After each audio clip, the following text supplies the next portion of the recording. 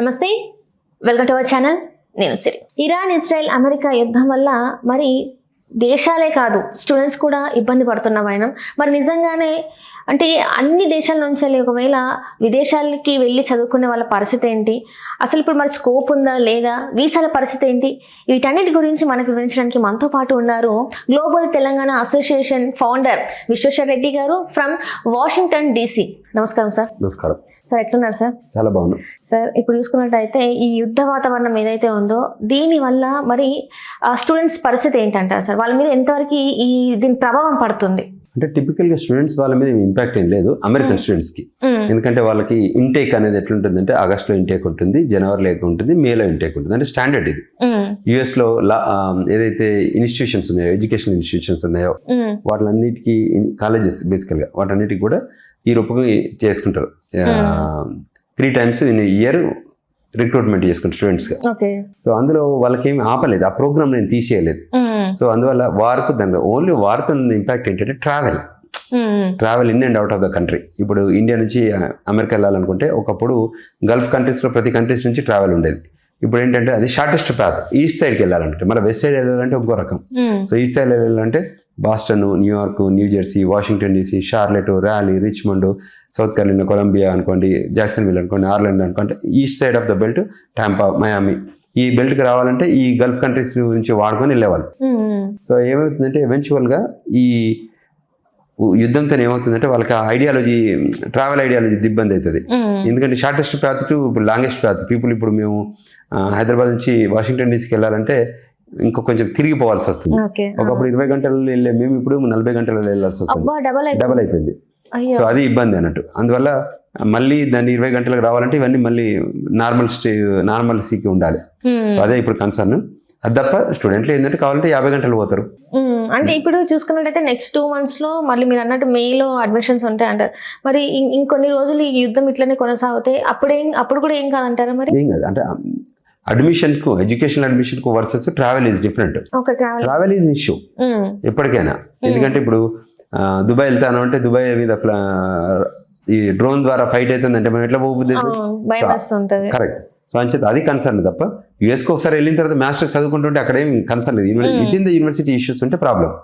With in the university ఏమైనా immigrations ఉంటే మనం లా ఫార్మ్ వాడుతుంటాం, మనం గ్లోబల్ తెలంగాణ వాడుతుంటాం, మేము గైడ్ చేస్తాం, ఎడ్యుకేట్ చేస్తాం, కౌన్సిల్ చేస్తాం, అది చేయొచ్చు. బట్ వేరాజ్ ఇది డిఫరెంట్. అంటే ఇప్పుడు చూసుకున్నట్టయితే సార్, మరి ఇప్పుడు స్టూడెంట్స్ దీనికోసం అంటే భయపడాల్సిన అవసరం లేదంటారు. మరి ఇప్పుడు ఈ ప్రాసెస్ ఎట్లా ఉంది సార్? ఇప్పుడు వీసా ప్రాసెస్ కానీ ఇదంతా ఎట్లా నార్మల్ గానే చేసుకోవచ్చా, ఎట్లా అంటారు? అందులో ఎక్కడ కూడా కొత్త రూల్స్ ఏం రాలేదు. F1 రూల్ ఏం రాలేదు, H1B రాలేదు. ఇట్లా మేజర్ రూల్స్ అంటే మేజర్ ఇంపాక్ట్ చిన్నవి ఉంటే ఎగ్జిక్యూటివ్ ఆర్డర్స్ తో చేస్తున్నారు. కానీ అంత ఇంపాక్టబుల్ సమ్మరీ ఏం లేదు. అంటే ఇప్పుడు చాలా మంది ఏమంటున్నారంటే అక్కడిక్కడికి వెళ్ళి చదువుకోవడం ఎందుకు, విదేశాలకు వెళ్ళి చదువుకోవడం ఎందుకు, ఇక్కడ లేవో యూనివర్సిటీలో ఇక్కడ చదువుకోవచ్చు కదా, అంత దూరం వెళ్ళి చదవాల్సిన అవసరం ఏందని చెప్పేసి కొంతమంది మాట్లాడుతున్నారు సార్. మీరు వినే ఉంటారు. సో మరి ఇక్కడికి అక్కడికి ఉన్న డిఫరెన్స్ ఏంటంటారు సార్? అంటే ఎడ్యుకేషన్ ఇన్స్టిట్యూషన్స్ కి ఇండియాలో అయితే అంత గ్లోబలైజేషన్ ఉండదు, అమెరికా అయితే గ్లోబలైజేషన్ ఉంటుంది. ఇప్పుడు మీరు వాషింగ్టన్ DCలో ఇచ్చి చదువుకుందాం అనుకోండి, ఇక్కడ చదువుకుందాం అనుకోండి, వర్సెస్ కంపేర్ చేద్దాం. వాషింగ్టన్ DC వర్సెస్ హైదరాబాద్ అనుకుందాం. హైదరాబాద్లో ఎన్ని ఫారిన్ కంట్రీస్ నుంచి వచ్చి చదువుకుంటారు మీ క్లాస్మేట్స్?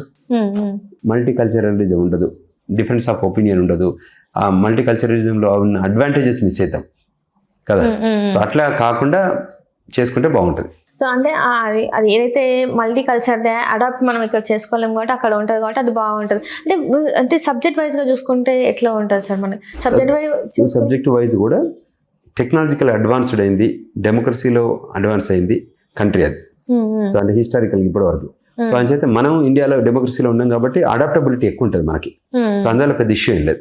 అని చూసుకున్నట్టయితే సార్, ఇన్ని రోజులు ఇప్పుడు ట్రంప్ వచ్చినప్పటి నుంచి వీసా ప్రాబ్లమ్స్ ఏవైతే ఉన్నాయో, అంటే చాలా వరకు చూసుకున్నట్టయితే టారిఫ్స్, ఇప్పుడు చూసుకున్నట్టయితే ఇండియా మీద టారిఫ్స్ ఏవైతే వేస్తున్నారో అవన్నీ చూసుకున్నట్టయితే మరి ఇప్పుడు స్టూడెంట్స్ ఎట్లా సార్? మరి దానికి దీనికి సంబంధం లేదంటారు? అంతే, టారిఫ్స్ వేరు, వారు వేరు, స్టూడెంట్ వీసా వేరు.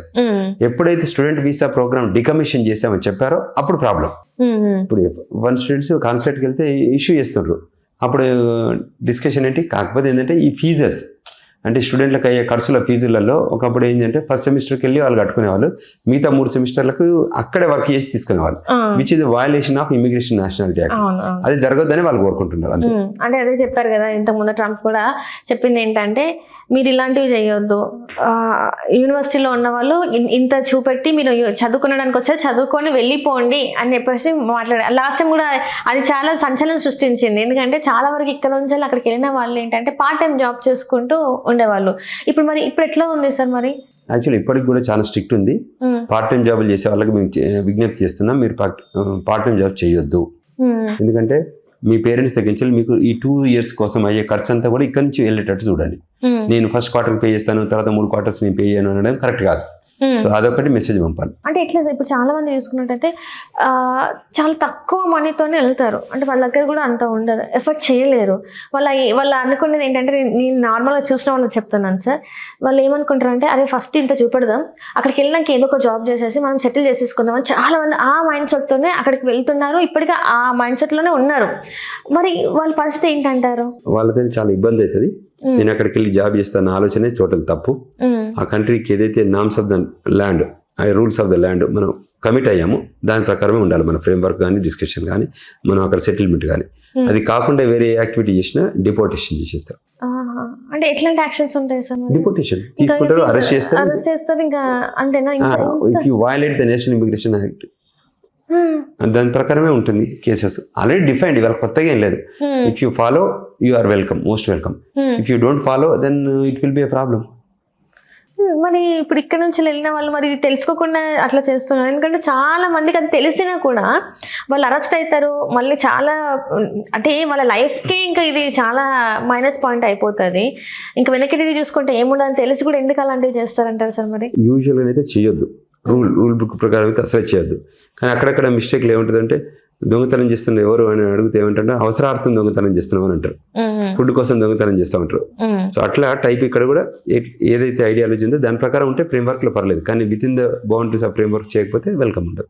చాలా వరకు యూనివర్సిటీలో ఉన్న వాళ్ళు, యూనివర్సిటీలో కొంతమందికి జాబ్స్ ఉంటాయి కదా సార్, అవి చేసుకుంటే పర్లేదు, బయటికి వెళ్ళి చేయొద్దు అని అంటారు. కానీ ఇంతమంది స్టూడెంట్స్ కి అంత అక్కడ ఆ ప్లేస్ లో మరి జాబ్ దొరుకుద్ది అంటారా సార్? అన్ని జాబులు లేవు, మనం జాబ్ చేయొద్దు. రూల్ అంటే రూల్. మనం మాస్టర్స్కి వెళ్ళి జాబ్ చేస్తామని ఎక్కడ ప్రోగ్రామ్లు ఎక్కడ సైన్ అప్ చేయాలి మనం. సో అందువల్ల you don't have a right to ask that employment. Only H1B right ఉంటుంది, కానీ F1 స్టూడెంట్ వీసాలో ఉండి పార్ట్ టైం జాబ్ చేసి దానికి నేను రైట్ఫుల్ ఉంటాను అనుకుంటే తప్పు. సో అందుకని ఆ ఫ్రేమ్వర్క్లోనే వాళ్ళు ఉండాలి. అక్కడ ఉంటేనే వాళ్ళకి అడ్వాంటేజ్ ఉంటుంది.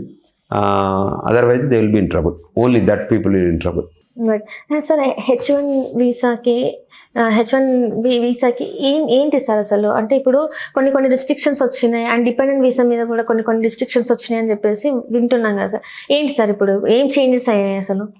గ్లోబల్లీ ఇమిగ్రేషన్ లాలో వేరియస్ కంట్రీస్లో ఇమిగ్రేషన్ అవుతుంటారు. But America immigration is most important, powerful immigration. So అందులో కూడా ఏ పర్పస్ఫుల్లో మనం వెళ్తుంటాం, ఏ యాక్టివిటీ మీద చేస్తుంటాం అని బేస్డ్ మీద వీసా టైప్స్ ఉంటాయి. F1, H1, L1, B1, R1 అని ఉంటుంది. సో దాని ఫ్రేమ్వర్క్లనే మనం చేసుకోవాలి తప్ప మనం సొంతగా నిర్ణయాలు తీసుకోవడానికి ఉండదు. సో ఆ ఫ్రేమ్వర్క్లో పనిచేస్తే you will be no trouble, otherwise you are in trouble. అంటే ఇప్పుడు చాలా మంది ఏంటంటే పెళ్ళిళ్ళు చేసుకొని వస్తారు, అంటే వైఫ్ అయినా హస్బెండ్ అయినా డిపెండెంట్ వీసా మీద వస్తారు. వాళ్ళు వర్క్ చేయడానికి ఉండదు సార్ మరి అక్కడ? అమెరికాకి వచ్చాక పని చేయడం లేదు. అంటే you have a work authorisation document, you cannot work.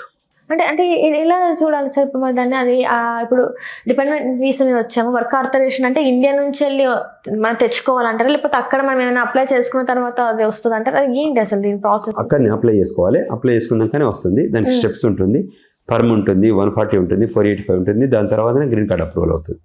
అట్లే అంటే మేజర్గా గ్రీన్ కార్డ్ అడ్వాంటేజ్ ఏంటంటే if you work hard you will get through it. అంటే కానీ చాలా మంది స్టూడెంట్స్ ఏం చెప్తున్నారు అంటే, అక్కడ ఉన్న వాళ్ళు వద్దు రాకండి, మేమే వచ్చి ఇబ్బందులు పడుతున్నాం, వచ్చే వాళ్ళు ఎవరైనా ఉంటే లండన్ డ్రీమ్స్ లేకపోతే డాలర్ డ్రీమ్స్ అని చెప్పేసి మీరు ఇట్లాంటివన్నీ ఏం పెట్టుకోకండి, ఇబ్బందులు పడతారు, చాలా వరకు ఇబ్బంది అవుతుంది, మేము పడుతున్నాం అని చెప్పేసి వాళ్ళు చెప్తున్నారు సార్.